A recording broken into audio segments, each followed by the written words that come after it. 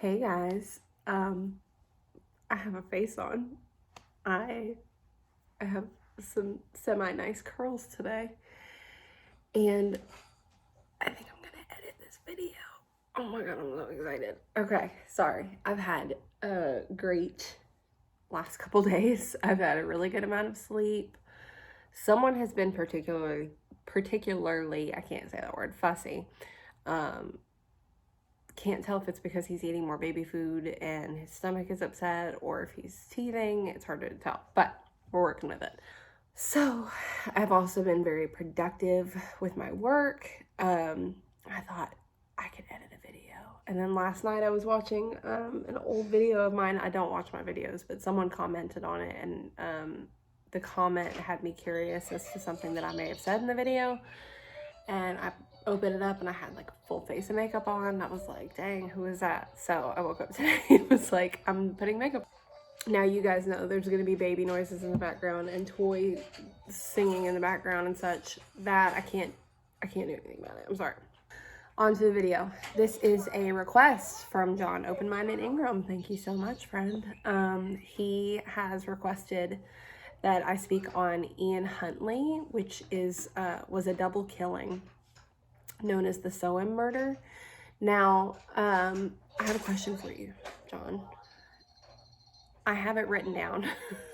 I write down all my requests in a notebook, and I have it written down that you also requested Dr. Shiva, but then when I Googled that, like, nothing popped up, and I was confused. So, if that's some other thing that isn't as well known, if you could just comment below some extra details on it.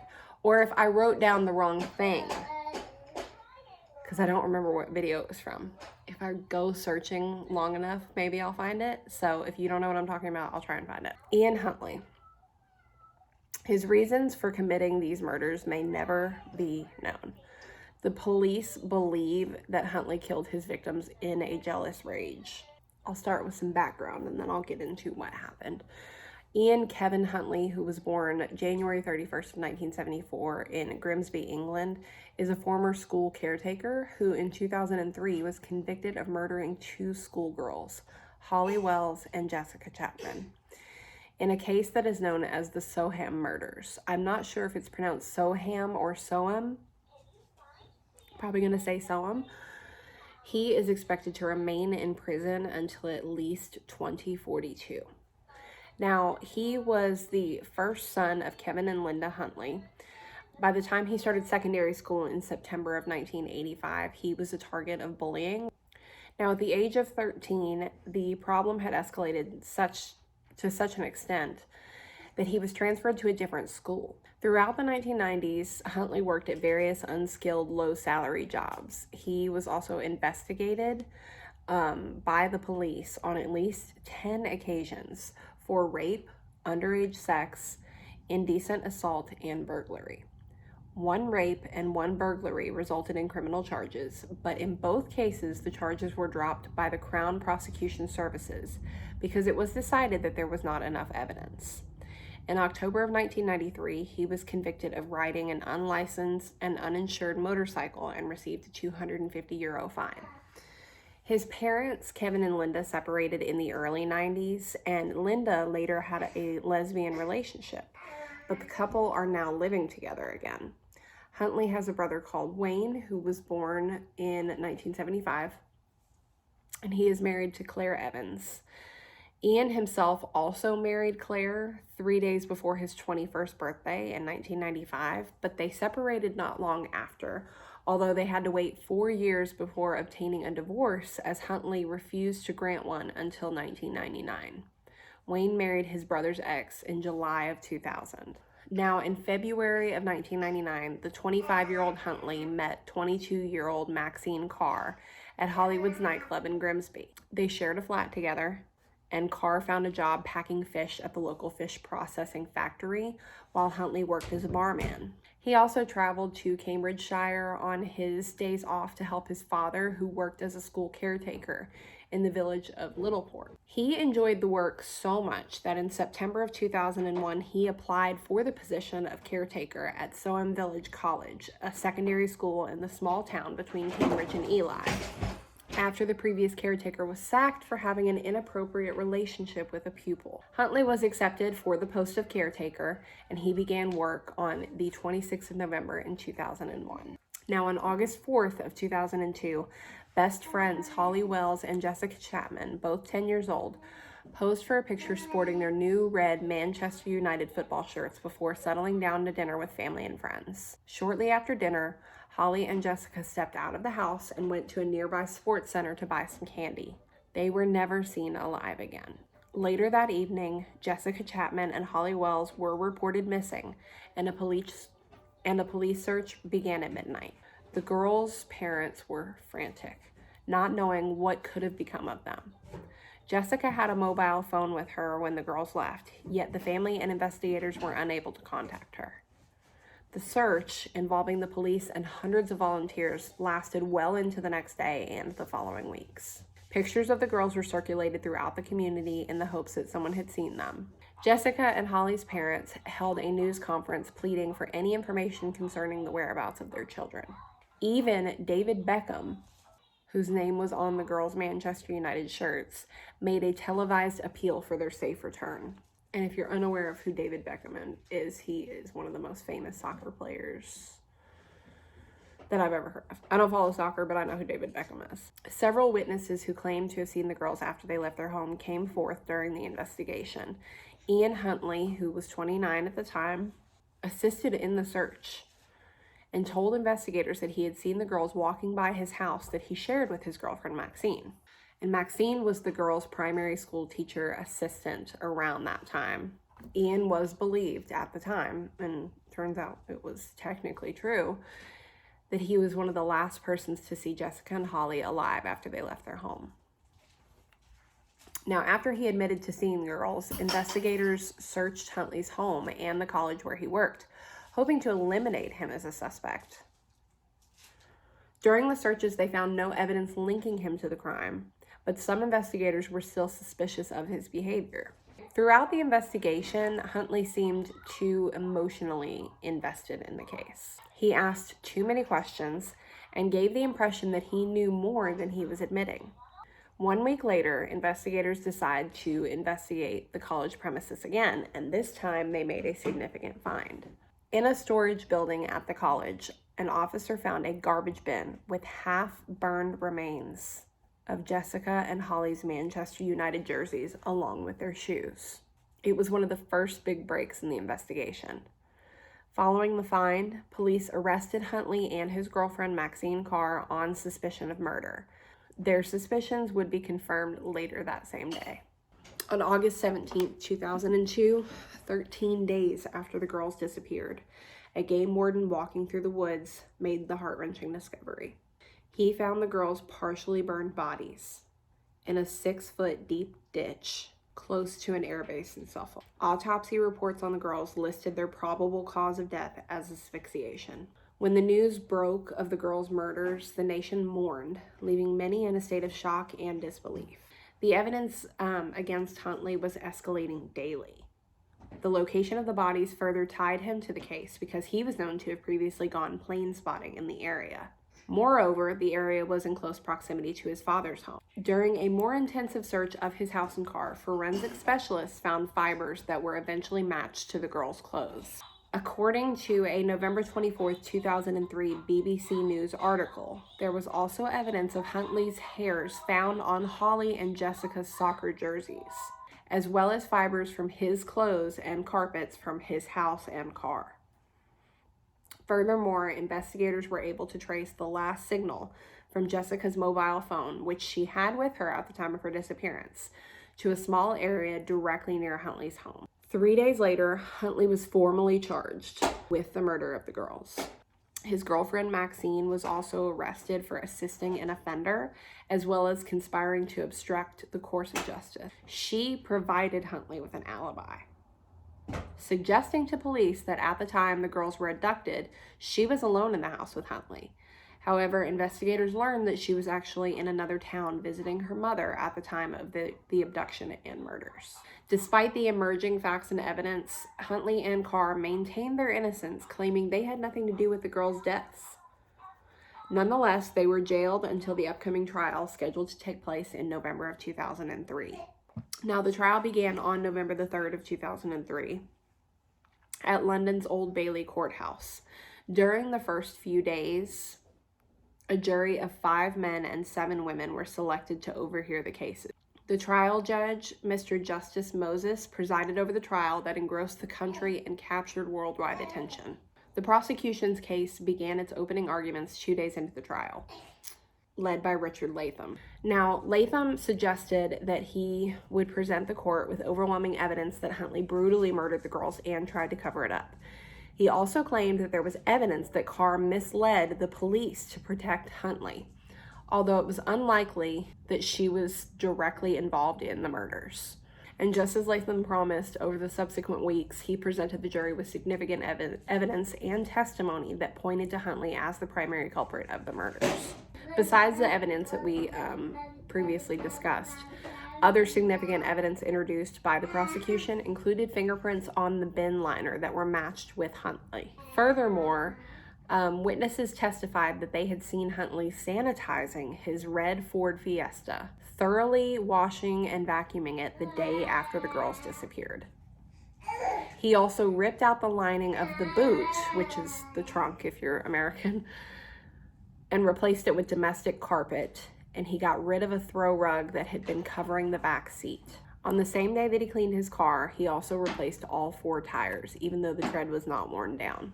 The BBC News article that I mentioned a moment ago also suggested that Huntley offered the mechanic who performed the work some kind of money or something to record a false registration. 3 weeks into the trial, Huntley made a momentous admission. After vigorously denying he had any knowledge of the girls' whereabouts or how they died, he finally confessed that he was responsible for the girls' deaths, although he suggested that they were accidental. Now, I believe the defense attorney offered a statement, I believe this is who they're mentioning, offered a statement from Huntley, who was not in court because he was supposedly ill, claiming that the girls stopped by his house to talk to Miss Carr, and during that time, Holly had a nosebleed. The BBC reported that Huntley then led the girls to his bathroom where he purportedly tended to Holly's nosebleed in the bathtub. The article further suggested that while reaching over to wet pieces of toilet paper, Huntley accidentally knocked Holly backwards and into the bathtub, which was half full of water. Huntley claimed that Jessica began screaming, and in an effort to quiet her, he put his hand over her mouth, in the process accidentally suffocating her. He said that then he looked at Holly in the bathtub and realized that she was also dead. Huntley further admitted to putting the girls in his car and driving them to Lake and Heath, cutting off their clothes, which he later took back to Soham and burned the bodies with petrol. I don't know about you guys, but I don't buy any of that. How do you accidentally suffocate someone just by trying to keep them from screaming? Why would she scream that much from the girl just falling in? If the girl fell in the body in a bathtub that's half full of water, how does she hit her head so hard that it just killed her instantly? I don't buy any of that. Now, that same week, Carr also made a confession. She claimed that it was her idea to claim she was in the house she shared with Mr. Huntley on the day that the girls disappeared. She said it was in an effort to protect her boyfriend, who she believed was innocent of murder. She said that she lied because she wanted to prevent a 1998 false rape allegation against Huntley from being unearthed again. Nevertheless, Huntley confessed to killing the girls, although he continued to claim that it was by accident. However, he did admit to one charge of conspiring to pervert the course of justice. On December 1st of 2003, the defense team began arguing its case. The first witness they brought to the stand was Huntley, who gave his testimony on what happened the day he killed the girls. After describing how he accidentally killed them, he told of how he tried to conceal the truth from his family, Carr, and the police because of his shame and fear of not being believed. Despite his purported fears and shame, he still had the audacity to seek out and console Holly's father shortly after the girls' disappearance and appear in countless television interviews. That, my friends, is a murderer. That's That's leaning into serial killer tendencies, wanting to return to the scene of the crime and wanting some attention from it. Now, during Latham's cross-examination of Huntley, he accused him of lying and changing his story to fit the facts. He called the nosebleed story rubbish and said that he was tempted the moment the girls arrived at his doorstep. Latham further suggested that Huntley deliberately intended to murder the girls, which would account why he made no attempt to resuscitate them after their deaths. Yet Huntley stated that he failed to react because he was, quote, frozen by panic. And he was visibly angry by Latham's accusations that he deliberately drowned Holly and suffocated Jessica. After 3 days on the stand, Huntley stepped down and Carr's testimony began. Michael Hubbard, who represented Carr, told the court that his client had, quote, no control over the events that unfolded that day. Carr testified that she didn't think Huntley could ever commit murder and said that had she known at the time that he was responsible for the girls' deaths, she would have, quote, been out of that house like a shot straight to the police or straight to the nearest person I could talk to tell them. Following Carr's testimony, the defense and prosecution teams presented their closing statements, after which the judge asked the jury to take care when considering a verdict to judge the case on evidence alone, as the defense team was worried about outside influences, and I believe they're talking about BBC News and maybe other articles influencing the outcome of the case. On December 17th, they returned their verdict. Carr was found guilty of conspiring to pervert the course of justice, yet she was cleared of 2 counts of assisting an offender. She received a 3.5-year prison sentence. After rejecting Huntley's story, the jury found him guilty of the murder of Jessica Chapman and Holly Wells. He was sentenced to 2 life terms in prison. During sentencing, the judge said, quote, "You murdered them both. You are the one person who knows how you murdered them. You are the one person who knows why." Now, in 2017, Ian Huntley's daughter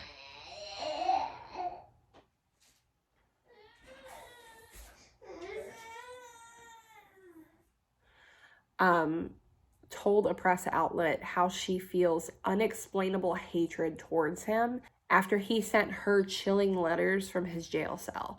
Now, Sammy Bryan is this daughter whose mother was raped by Huntley when she was a teenager.